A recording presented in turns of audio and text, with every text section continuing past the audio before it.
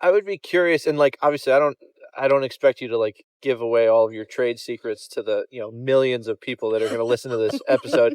But like when you are looking at pieces of land like that, and you're thinking about all the like, what are some of the characteristics you tend to kind of like put at the top of the list for you as you're doing that scoping work? For me, it's I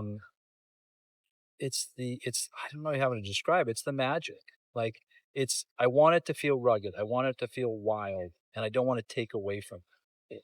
So when I see a property that's full of rocks or it's got wicked challenging topography, or I'm like, oh, we can work with that. Yeah. Because that's what people I want people I want a gee whiz factor. Like you've been to a couple of my spots Yeah. and you walk in, you roll in, you drive in, whatever, you're like, OMG, this is ridiculous. Like, how did they do this? And I'm not looking for the street cred for that. Yeah. I want people to look at the land and say, wow, this is amazing. I am in this space, right? Mm-hmm. It's not just like a cool yurt or a cool container place up on a hilltop with no trees looking at some big view, which is fine. Yeah. I want to immerse in the wilderness. So those are the types of things I look for. The more rugged, the more challenging, the better. And I think I've outdid myself with my most recent purchase in Island Falls.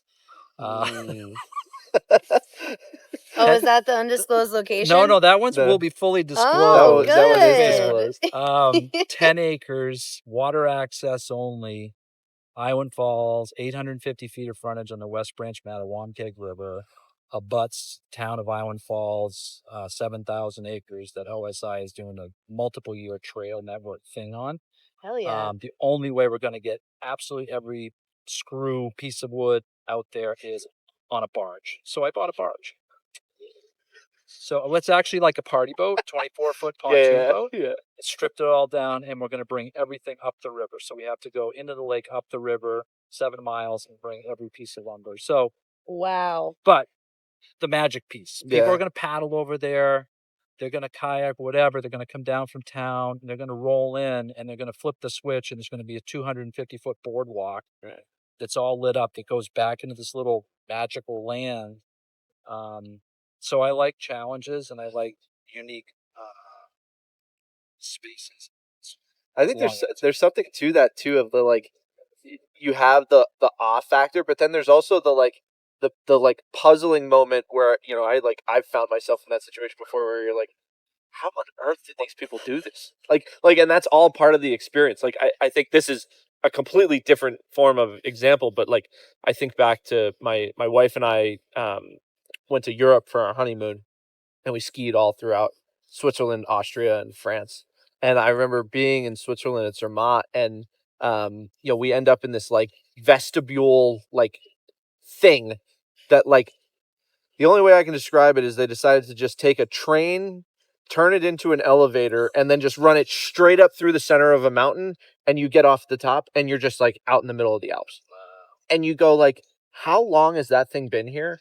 And how like what was the process where the engineer was like, oh yeah, we could do that, and I think that's part of that, like that mystical magic of Sure. like, I can't even process how this thing became here, but now I get to experience it in this place, which is really enriching. Yeah. The guy that helped me build the Flagstaff, Mhm. excuse me, not the Stacyville site, Yeah. the local guy up there, the first time I met with him, he looked at that site and he's like, you want to do what, where? Here? And I said, yeah, you in or not? Because like it's gonna happen. So Yeah. I could pay you, you can work with me. He's like, okay, whatever, bro. Like, let's see what happens. And it did. And we built it. And I told him, I was like, what kind of obstacles? This a little bit goes to Enix, one of his taglines. There's no obstacles, Mm. right? There's challenges, and you got to step up to the plate. And so, yeah, I might be eating my words for Island Falls next year.